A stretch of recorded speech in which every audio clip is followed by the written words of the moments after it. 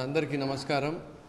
చాలామంది CAA issue ఏదైతే national issue నడుస్తుందో దానిపైన వైఎస్ఆర్ కాంగ్రెస్ పార్టీ వైఖరి ఏముంది అని చెప్పి చాలామంది అడుగుతున్నారు. కాబట్టి మీ అందరి ముందు వచ్చి మీడియా ముందర మాట్లాడాలని చెప్పి నేను రావడం జరుగుతుంది.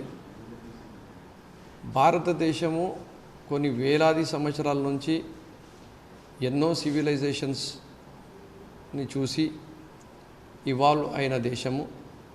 ఎన్నో వందలాది కులాలు, మతాలు, భిన్న ప్రాంతాల ఆచారాలు ఇలాంటివి ఉన్న ఒక చాలా పెద్ద దేశము, గొప్ప దేశము.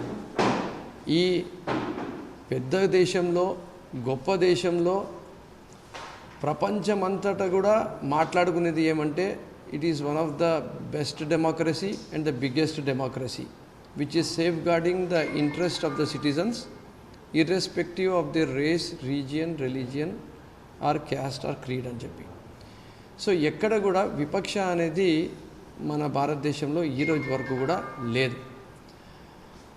ఈరోజు భారతదేశంలో ఉండే ముస్లిం సమాజంలో మాత్రము ఈ సిఏఏ చట్టాల వల్ల భయోందోళనకు గురి కావడము, అపోహలకి గురి కావడము, వాళ్ళు రేపటి రోజు మేము ఇబ్బంది పడతామనే ఆలోచనలో వాళ్ళు పడిపోయినారు. కాబట్టి ఆ రోజు పార్లమెంట్లో కూడా వైఎస్ఆర్ కాంగ్రెస్ పార్టీ ఇప్పుడు ఉండే కేంద్ర ప్రభుత్వానికి చెప్పడం జరిగింది క్లారిటీగా, మీరు ఈ సిఏఏ ఫార్మాట్ని ఇన్ దిస్ కరెంట్ ఫార్మాట్ మాకు యాక్సెప్టబుల్ లేదు, మీరు దీంట్లో ముస్లిమ్స్ని కూడా యాడ్ చేయండి అని చెప్పి కూడా చెప్పడం జరిగింది.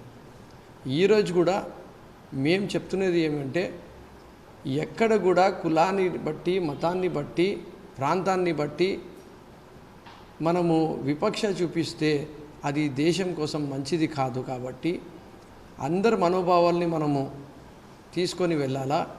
ఒక మంచి కార్యక్రమం మనం చేస్తున్నప్పుడు మా వైఎస్ఆర్ కాంగ్రెస్ పార్టీ లైనే ఏమంటే కులం చూడము, మతం చూడము, పార్టీ చూడము, ప్రాంతం చూడము, ఎక్కడ విపక్ష అనేది లేదు. అందరికీ సమానత్వంతో ప్రతి సంక్షేమ పథకం కానీ ఇక్కడ నివసిస్తున్న ఆంధ్రప్రదేశ్ రాష్ట్రంలో నివసిస్తున్న వాళ్ళకు ప్రతి విధంగా కానీ వాళ్ళకు భరోసా, భద్రత మా గౌరవ ముఖ్యమంత్రి వర్యులు శ్రీ వైఎస్ జగన్మోహన్ రెడ్డి గారు ఇవ్వడం జరిగింది.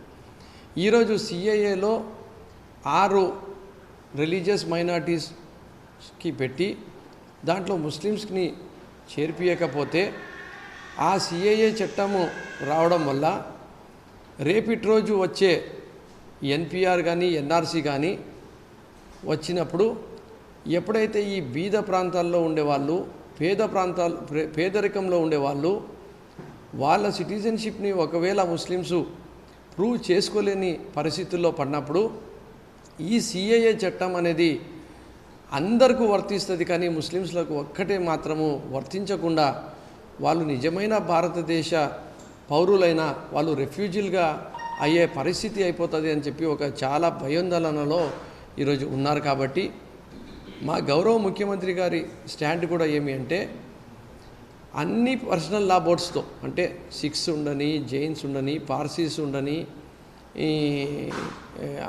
జ్యూస్ ఉండని, ముస్లిమ్స్ ఉండని, ప్రతి ఒక్కరి పర్సనల్ లా బోర్డ్స్తో వాళ్ళ పెద్దలతో కూర్చొని ఏమి చేస్తే ఇంక్లూజివ్ అప్రోచ్ అవుతుంది, ఏమి చేస్తే ప్రతి ఒక్కరిని మనము న్యాయం చేసే విధంగా చేయగలుగుతాం, ఏమి చేస్తే దేశంలో ఉండే ప్రతి ఒక్క నాగరికుడు కూడా సంతోషంగా ఉండగలుగుతాడు అనే విధంగా మనము చేసుకుంటే బాగుంటుంది అని ఆ రోజు పార్లమెంట్లో చెప్తున్నాము, ఈరోజు చెప్తున్నాము. In this current format of CAA మేము యాక్సెప్టబుల్ లేము. ఎందుకంటే ఒక మేజర్ ఒక పాపులేషన్ అభద్రతా భావంలోకి వెళ్ళిపోయే పరిస్థితి ఉంది. కాబట్టి దీనిలో అమెండ్మెంట్స్ తీసుకొని రావాల్సిన ఎంతైనా అవసరం ఉంది అని చెప్పి మీ ద్వారా తెలియజేసుకుంటూ, మేము మా పార్టీ, మా నాయకుడు ఎప్పుడు కూడా ప్రతి ఒక్క వర్గానికి, ప్రతి ఒక్క కులానికి, ప్రతి ఒక్క మతానికి ఎంతో గౌరవం ఇచ్చే మనిషి. ప్రత్యేకంగా ఆ రోజు రాజశేఖర రెడ్డి గారు 4% రిజర్వేషన్ ఇవ్వడంలో కానీ ఈ రోజు వరకు సామాజికంగా, ఆర్థికంగా, రాజకీయంగా జగన్మోహన్ రెడ్డి గారు మైనార్టీస్కు చూపించిన ప్రేమ కానీ వాళ్ళకు చేసిన మేలు కానీ చూసుకుంటే కూడా ఖచ్చితంగా మైనార్టీసు ఆంధ్రప్రదేశ్ రాష్ట్రంలో కూడా ఎవరు కూడా భయోందోళనకు గురి కావాల్సిన అవసరం లేదు. దానికోసమే అసెంబ్లీ సాక్షిగా ఎన్ఆర్సీని ఇప్పుడు ఉండే పరిస్థితుల్లో ఈ ఉండే ఫార్మాట్లో మేము చెయ్యలేము అని చెప్పి కూడా అసెంబ్లీలో కూడా రెజల్యూషన్ కూడా పాస్ చేయడం జరిగింది అని చెప్పి కూడా మరొక్కసారి మీడియా ద్వారా మీకు గుర్తు చేపిస్తున్నాను. ఆ రోజు కూడా గౌరవ ముఖ్యమంత్రి గారు ఒకటే మాట చెప్పడం జరిగింది, ఏ చట్టాల వల్ల ఏ ఒక్క మనిషికి కూడా ఇబ్బంది అయితే దానికి మేము ఖచ్చితంగా వ్యతిరేకిస్తాము. దానికి ఏ రకంగా మేలు జరుగుతుంది అనేది కూడా మేము ప్రజల వాణి ఏదైతే ఉందో అది కూడా ఇప్పుడు ఉండే కేంద్ర ప్రభుత్వానికి వినిపిస్తాము అని చెప్పి కూడా చెప్పడం జరిగింది. సో మీ అందరికీ చెప్పేది ఒకటే, భారతదేశం అనేది ఒక గొప్ప దేశము, ఈ భిన్నత్వంలో ఏకత్వం ఉండే దేశము, ప్రతి ఒక్కరు కూడా కలిసిమెలిసిగా ఉండే దేశము, ప్రతి ఒక్కరు కూడా బాగుండాలని చెప్పి కోరుకునే వాళ్ళం. కాబట్టి ప్రపంచంలోనే ఇంకా పేరు ప్రఖ్యాత పెంచే విధంగా మన చట్టాలు ఉండాలి. కాబట్టి మనం ఖచ్చితంగా ఈ ఫార్మాట్ ఆఫ్ సిఏఏని మాకు యాక్సెప్టబుల్ లేదు అని చెప్పి కూడా మీ ద్వారా తెలియజేసుకుంటూ, మరి ఆంధ్రప్రదేశ్ రాష్ట్రంలో ఉండే ముస్లిం సమాజానికి కూడా ప్రతి ఒక్కరికి కూడా మేలు చేసే పనే గౌరవ ముఖ్యమంత్రి వర్యులు శ్రీ వైఎస్ జగన్మోహన్ రెడ్డి గారు చేస్తారు. ఎందుకంటే ఆయన దగ్గర విపక్ష లేదు అని చెప్పి మరొక్కసారి మీ ద్వారా తెలియజేసుకుంటున్నాను. సార్, ఒక నిమిషం. ఇప్పుడు కేరళ ప్రభుత్వము, తమిళనాడు ప్రభుత్వం, బెంగాల్ ప్రభుత్వం మేము ఈ సిఏని అమలు చేయము అని అంటారు.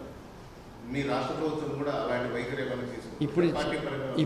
ఇప్పుడు చెప్పింది కూడా మేము మేము మా పార్టీ తరపు నుంచి ఈ కరెంట్ ఫార్మాట్ ఆఫ్ సిఏని వ్యతిరేకిస్తున్నాము. దీంట్లో అమెండ్మెంట్ తీసుకొని రావాల్సిన అవసరం ఉంది.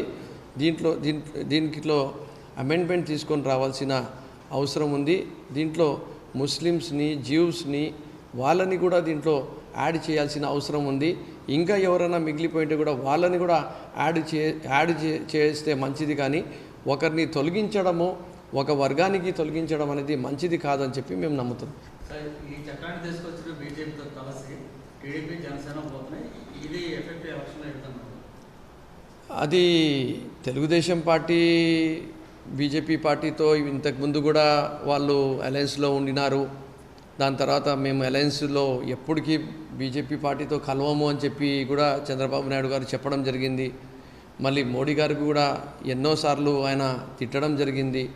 మళ్ళీ ఈరోజు పోయి కలవడం జరిగింది. ఆయనకు ఒక నైతిక విలువలు కానీ, సిద్ధాంతాలు కానీ, రాజకీయాలపైన, దేశ ప్రజల మనోభావాలపైన క్లారిటీ లేదు. వయసు వచ్చింది. ఆయనకు ఎట్లా పవర్ తెచ్చుకోవాలా, ఎవరి షేర్ ఆఫ్ ఓటర్స్ని నా బుట్టలో వేసుకోవాలా, నా షేర్ ఆఫ్ ఓటర్స్ తక్కువ ఉన్నారు కాబట్టి పవన్ కళ్యాణ్ షేర్ ఆఫ్ ఓటర్స్ని తెచ్చుకుందాము, బీజేపీ పార్టీ నుంచి తెచ్చుకుందాము. ఇంకా ఆయనకు వీలు అవుతుంటే ఒకవేళ సిద్ధాంతాలు వేరే కాకపోయింటే కమ్యూనిస్ట్ పార్టీ, కాంగ్రెస్ పార్టీకి కూడా తెచ్చుకొని అలయన్స్ని కుదిరించుకొని ఆంధ్రప్రదేశ్ రాష్ట్రంలో ఎలాగో అలాగా ఆయన ఈరోజు ప్రభుత్వంలో రావాలని చెప్పి ఒక కాంక్షనే కానీ ఆంధ్రప్రదేశ్ రాష్ట్రంలో ఉండే ప్రజలపైన కానీ, దేశంలో జరుగుతున్న పరిణామాలపైన కానీ, ఈరోజు దేశవ్యాప్తంగా కానీ ఆంధ్రప్రదేశ్ రాష్ట్రంలో ఉండే ముస్లిం ప్రజల మనోభావాలపైన కానీ ఆయన ఎలాంటి స్పందన ఆయనకు లేదు అని చెప్పి కూడా మీకు తెలియజేసుకుంటూ, అసెంబ్లీలో కూడా ఎన్ఆర్సీ రెజల్యూషన్ మేము ప్రవేశపెడుతున్నప్పుడు వాళ్ళకు తెలిసిన ఆ రెజల్యూషన్కి వాళ్ళు ఆ రోజు సపోర్టు ఇవ్వలేదు. అలాగే వేరే సాకు చూపించి వాకౌట్ చేసి ఆ రోజు అసెంబ్లీలో డిస్కషన్లో పాల్గొనకుండా కూడా వెళ్ళిపోయినారని చెప్పి కూడా ఆంధ్రప్రదేశ్ రాష్ట్ర ప్రజలు ఇది గమనించాలని చెప్పి కూడా మీ ద్వారా తెలియజేసుకుంటున్నాం.